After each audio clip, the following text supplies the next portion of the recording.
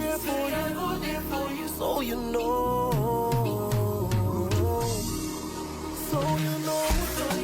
What's up, people? Welcome to Bulldozer TV. It's the weekend Premier League preview, and I have with me my fantastic co-host, Edem, who has been on sabbatical leave, but he's back with us. But I'm back. to I'm back. I missed the pitch. I missed everybody. We are back.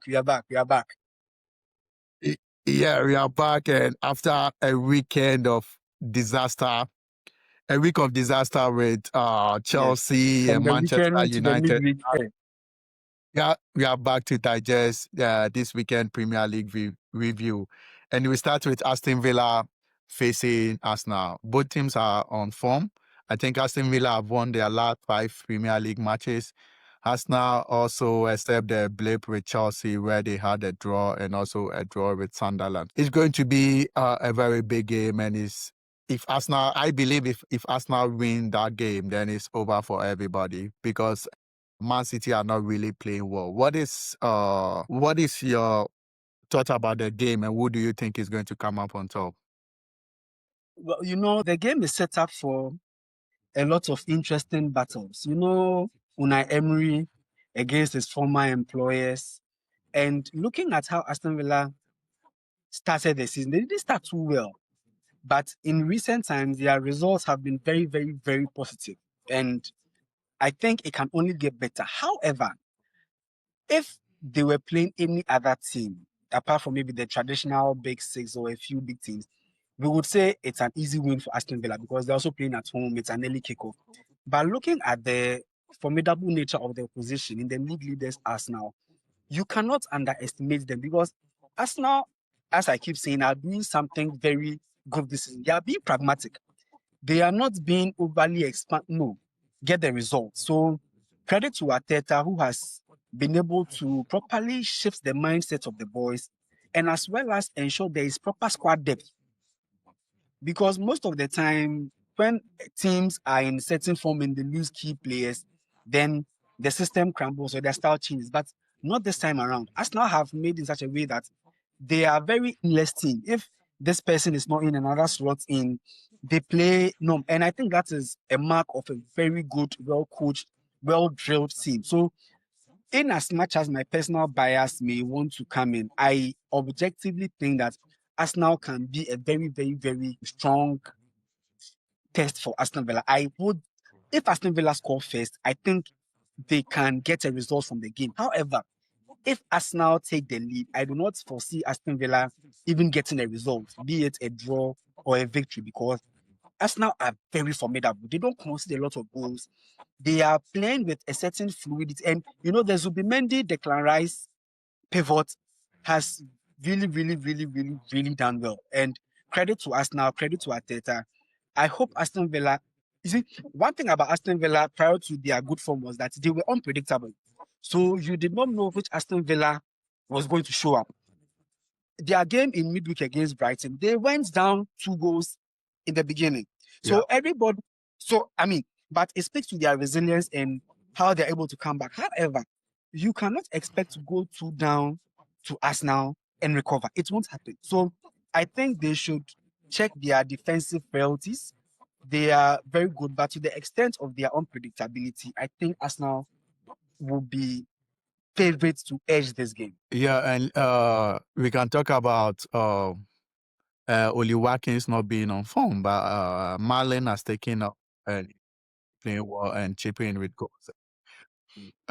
Morgan Rogers didn't really start well this season, but of late he's been picking form. I think his form in England helped him very well as he brought it to club football. So he's also been doing well. And we know Arsenal, apart from Chelsea giving them a tough time, no other team has really given them a tough time this season. We can talk about Sunderland, but they were leading and then it was just a loss. Against Liverpool.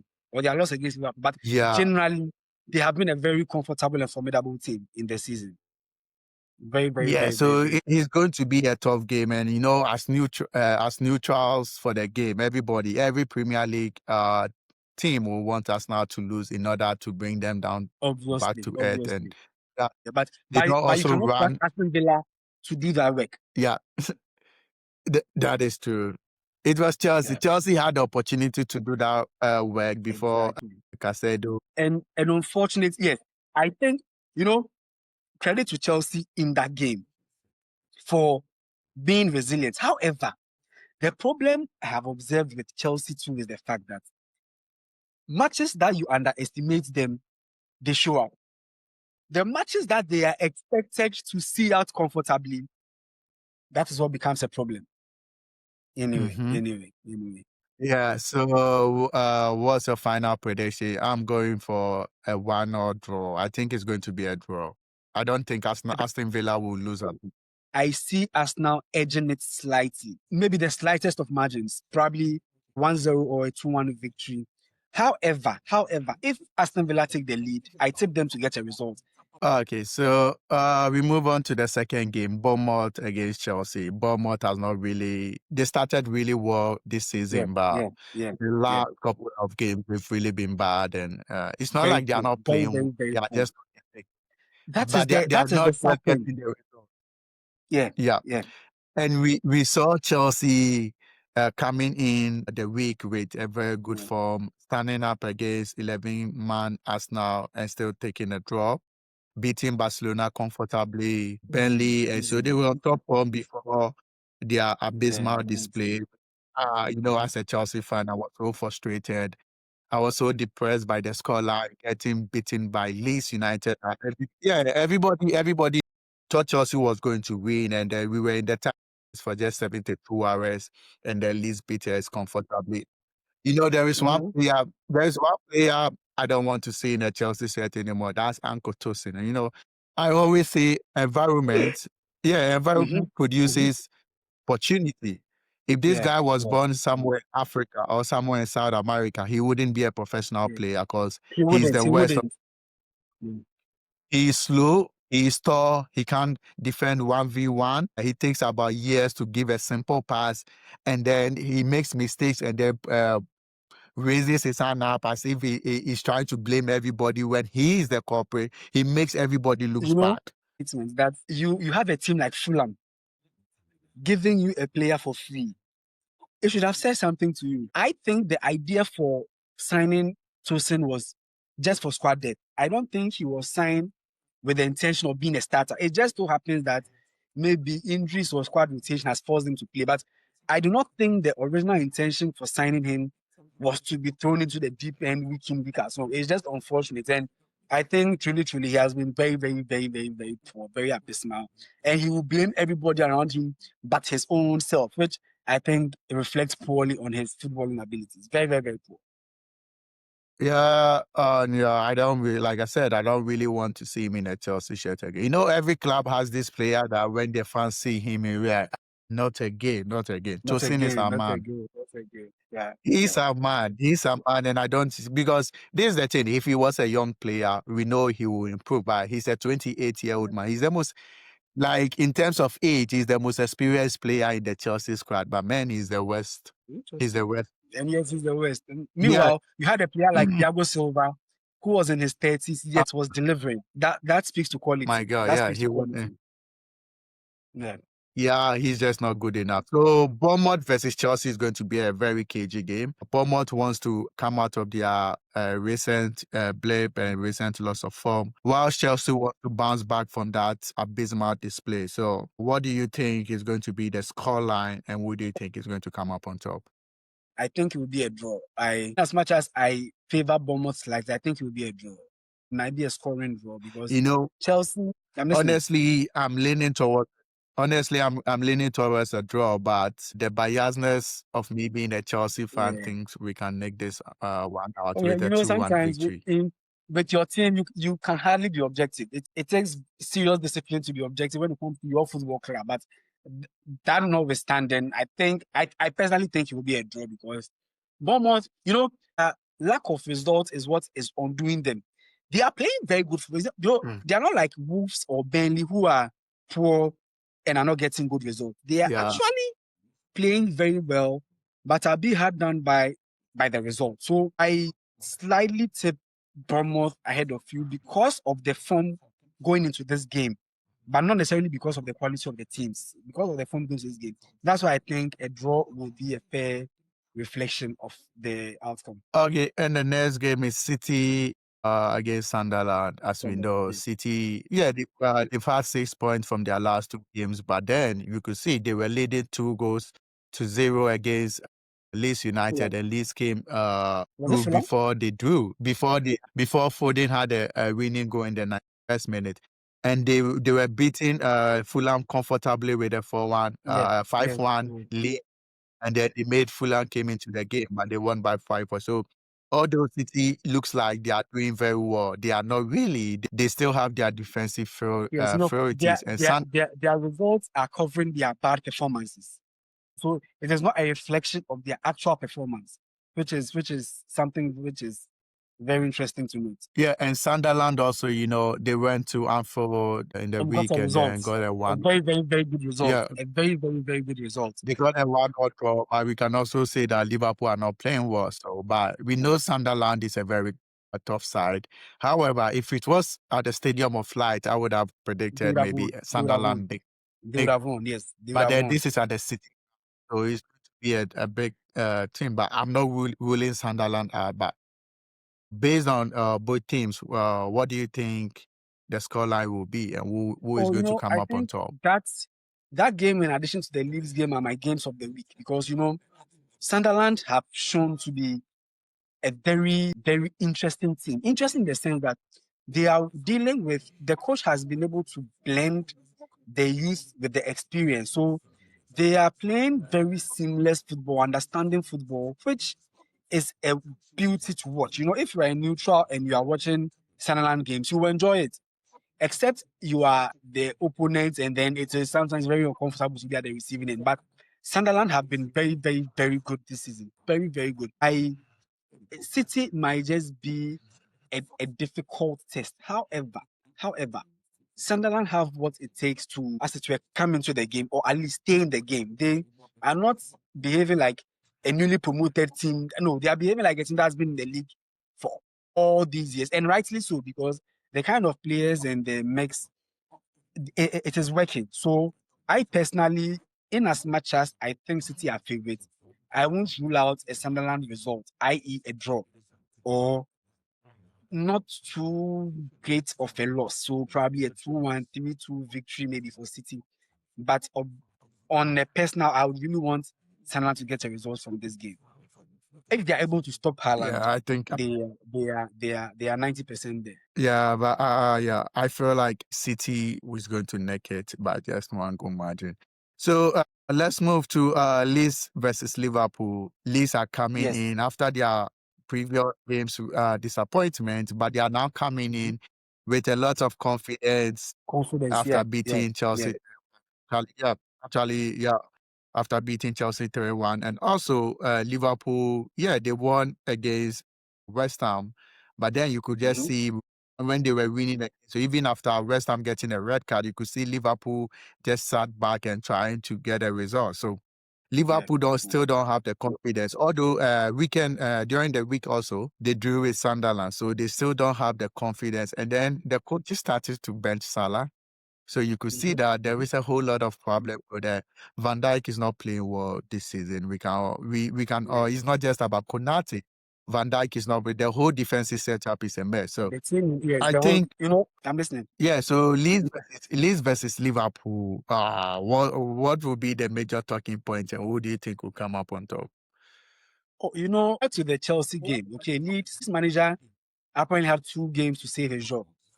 The Chelsea and the Liverpool game. And looking at the momentum the Chelsea victory has given him, they see themselves as underdog going into this game, because Liverpool, let's admit it, have been very abysmal for a certain number of game weeks now. And what better time to meet Liverpool than now? If you are a Leeds team, at the beginning of the season versus now, if anybody had told Leeds that, would you rather want to face Liverpool at the beginning or now, they will choose now, because everything seems to be going in their favor. Although we know football, anything can happen, but you would want to give yourself the best chance possible, or you would want to at least place yourself in somewhere that gives you momentum to go into the game. So I think Leeds, interestingly enough, may fancy themselves as favorites for this game because Liverpool are not playing like champions. They are not playing like a team that in about 7 or 8 months ago were the best team on the land. They are not showing any signs of the formidability they showed last season. And most importantly, the coach is now trying to he's in a try and error phase. So he's trying this, overthinking, should I bend? And you see, ultimately, if once it is not working, then it is the team that suffers. And once the team is suffering and motivation is low, the opponents will take you for the beating. Let us not be shocked if Leeds pull a very, I'm using the word comfortable victory. Comfortable in the sense that they have the momentum and Liverpool are in a bad place. So obviously, and is it they are still playing at home, the same place they beat Chelsea. So the energy from the crowd alone should it be enough to say, I am sticking my head out to say I'll go for a Leeds victory easily. And Leeds will beat Liverpool, this current Liverpool based on their current form and not because of the quality that because looking at the golfing quality, it is miles ahead. But to the extent that Liverpool don't have the necessary cohesion, because as it stands now, Liverpool, you can't predict their lineup as compared to last season, where you could have some level of stability and predictability. This time around, you don't know whether the coach is going to bench Salah, start Salah, where will he play Szoboszlai? Is he going for Ekitike or Isaac? You know, the words conundrum. So it is like Liverpool are a trouble that is just waiting to happen. And this is the best time to cash in on them. Else, if eventually they gel, it would be bad for opponents. But for now, they are there for the taking. So I think Leeds definitely will fancy themselves as favorites. This is their best chance of beating Liverpool this season. Else, they should forget it. So I am tipping Leeds for a victory. Okay, I think it's going to be a hard fought game. I think I don't know who is going to win though, so I'm just going to go in for a draw, Man, a 1-0 I'm draw. sticking my neck out for a Leeds victory. Yeah, we have the Monday game, which is Wolverhampton Wanderers against United. We know Wolverhampton Wanderers have been terrible all season. They've had just 2 points. They've lost all matches. But then they are facing an unpredictable, predictable United side. You don't know what you are going to get. Right? We thought they were going to beat a 10-man Everton, and then they lost. We thought the Crystal Palace were going to beat them, but then exactly. they drew with an abysmal West Ham. West Ham. So an unpredictable United team. It's going to be a tough game because United games are always tough. And Yes. Wolves will want to try to get their first point in the bag. But what will be the talking point? And do you think United will have enough to win this game? You know, if not for how pathetic we have been this season, this should not even be a game for discussion. This in no planet should Wolves versus United be a talking point. However, looking at how pathetic, how easy to play against we have been, and most important, how unpredictable. Because as you rightly said, we were expected to beat 10-man Everton. They had a red card in the 13th minute through no fault of ours, just the player losing his head.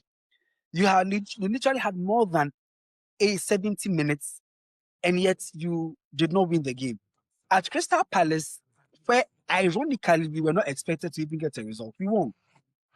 Back to Old Trafford, where you have the chance to get into the top 5 by clearing West Ham, you falter. So, I mean, to the extent that I'm a United fan, I hope we win.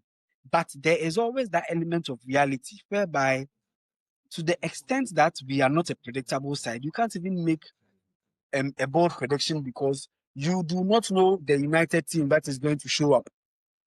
You do not know the United team that is going to show up. So, on that basis, United will edge it slightly, but it would come at a cost. We would, and this should not even be a discussion to the extent that United versus Wolves, and we can't say clearly that United will sweep out. I mean, if it was Wolves against Arsenal, you won't even think twice. But look at Wolves versus United, and it is looking like a tough game because come on. But United will win. United will win. I know it. United will win. I think United will edge this one by maybe 2-1 because they never keep clean sheets. So now let's wrap up with the rest of the game. Everton, Nottingham Forest. Who are you going for? Wow. I think Nottingham are in good form. I tip them. They'll be my favorite in that game. I think a win or draw for Nottingham will be in order. Yeah, I'm going to go for, I think Everton, I think it's going to be a draw because Everton wouldn't want to lose 2 games in a row at the Hill Dickinson Stadium. So I think it's going to be a 2-2 draw. Spurs versus Brentford at the Tottenham Hotspur Stadium. We know Spurs have just won 1 game in the Spurs Stadium this season. That was against Burnley. And they've been up against all the other opposition. So they are facing a Brentford side that lost to Arsenal, but we know they are very good with set pieces and they are very good on their day. So who do you think will come up on top? I have a feeling Brentford will surprise Tottenham. And you know, Thomas Frank, that's his former club. So to the extent that Tottenham have been inconsistent, I tip Brentford in this game. I tip Brentford. Yeah, I'm also leaning towards Brentford. I'm leaning towards a 2-1 victory to Brentford. Then we go to Newcastle versus Burnley. Yeah. It's a no-brainer. It's being played. Yeah, Newcastle it's win. a no-brainer. I think Newcastle will be too much. I think Burnley and Wolves will be relegated. As to who joins them, I can't say for certain, but I think Burnley Wolves will be relegated. Yeah. Wolves, Burnley. So now, I think they'll be relegated. Yeah, Brighton versus West Ham. But I think Brighton will win. Brighton will win. Brighton, you know, they lost by the slightest of margins in midweek, so I do not think they would capitulate here. So I think Brighton will do a number on West Ham. Yeah, I also think Brighton will win. I'll go with a 3-1 victory for Brighton. And then the last, Fulham versus Crystal Palace, a London derby. Fulham lost to Man City. Yeah, so Palace did well, but they are not really at the best of times, especially losing at home to United. So Fulham versus Palace, who wins this game? Oh, I think the home team has a slight advantage. Palace, you know, their most unfortunate thing is that, you know, when they play in Europe, mostly the following game in the league, they don't perform too well. So I was really impressed with their victory against Burnley in midweek because I felt they'll be jet lagged, they'll be tired and all, but they did very well. But I think Fulham will do a good job. It is looking like those kind of draw games, but if I'm to err side, I think Fulham might be slightly ahead going into the game. Yeah, Fulham. Oh, okay. And that's it, ladies and gentlemen, our weekend Premier League preview. We've got it all covered. And as you know, if you agree with our predictions or if you don't agree with our predictions, just comment and we'll get back to you. Yeah, definitely. Yeah, also know what you have to do. Hit and smash the like button and subscribe to Bulldozer TV. And share the video too, so that it gets more traffic, more traction. Yeah, for more previews and post reaction. Until then, cheers.